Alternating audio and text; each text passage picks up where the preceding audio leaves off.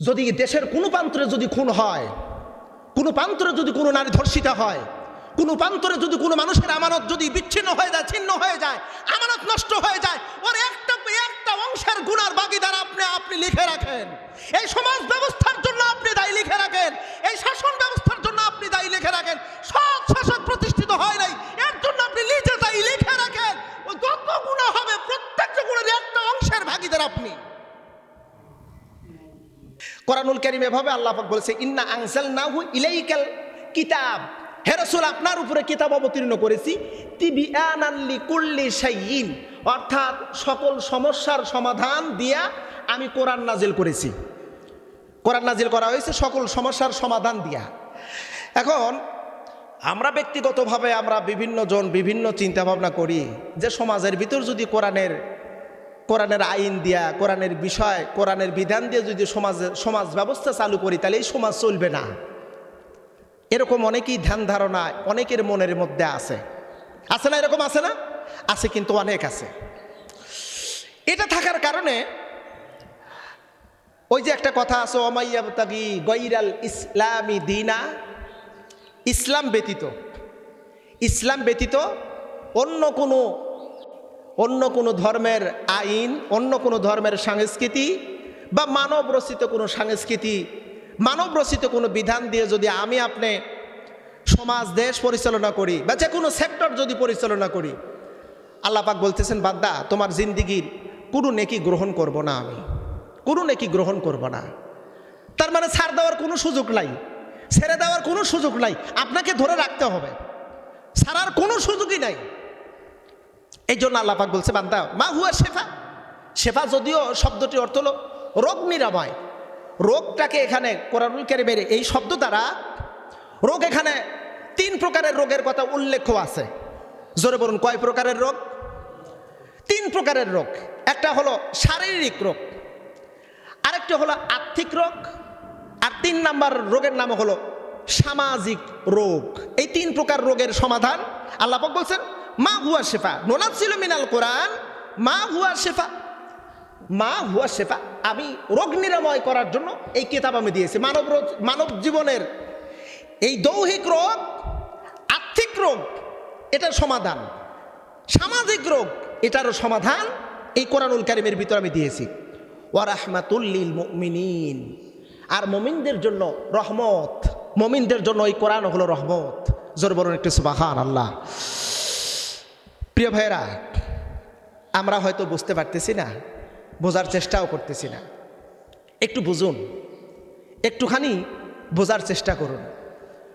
নবীজি সাল্লাল্লাহু আলাইহি ওয়াসাল্লাম প্রাথমিক জীবনে কাবার হাতিমে বসে আছেন, শুয়ে আছেন। খাব্বাব রাদিয়াল্লাহু তাআলা আনহু চলে আসলেন, রাসূলুল্লাহর পাশে এসে খুনখুন করে কান্না করতেছে।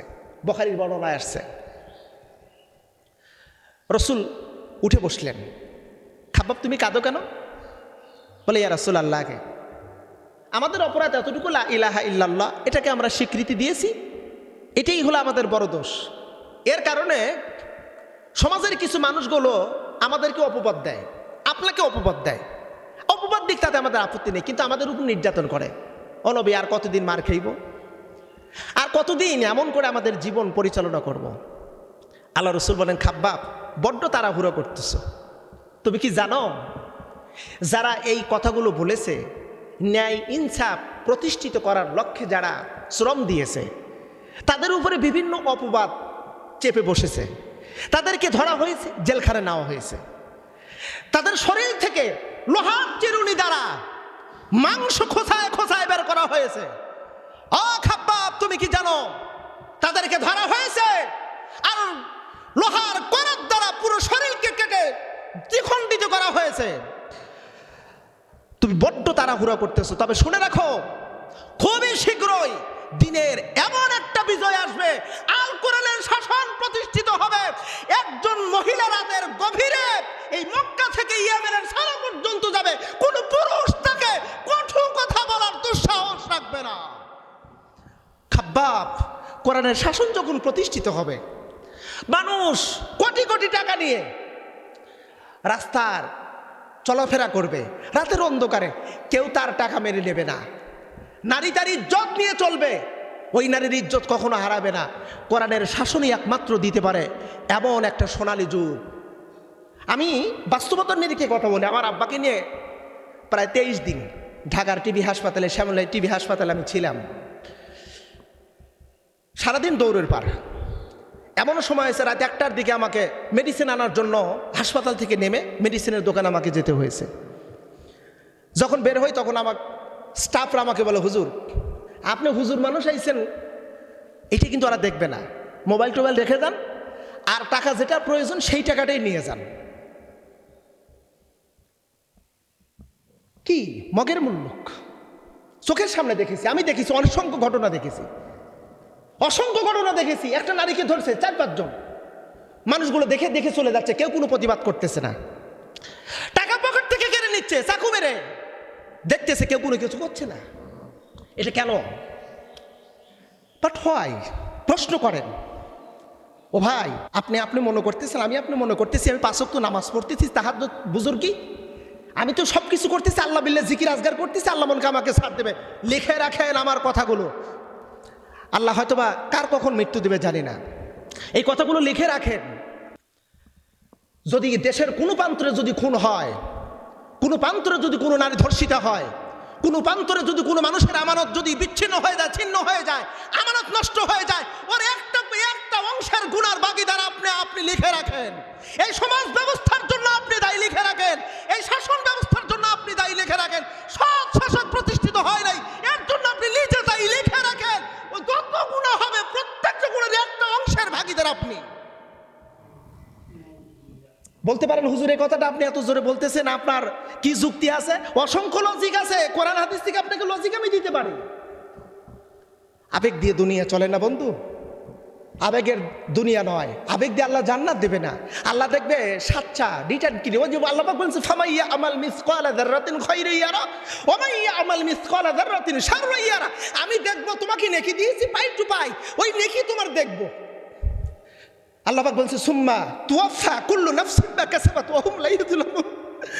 আল্লাহ পাক বলতেছে, বান্দা তুই যা অর্জন করেছিস ওটা নেকি যদি একটাও যদি কমতি থাকে, বেশি থাকে, জুলুম তো কি করা হবে না। আবেগের জায়গায় দুনিয়া নয়, বাস্তবতার সাথে একটু মিল করেন, কোরআন কি দিয়ে একটু চিন্তা ভাবনা করেন। হ্যাঁ, একটা কথা আছে, আমি একা 2-4-5-10 জন মানুষ এই কোরআনের শাসন প্রতিষ্ঠিত করা আমরা ব্যর্থ, পারবো না।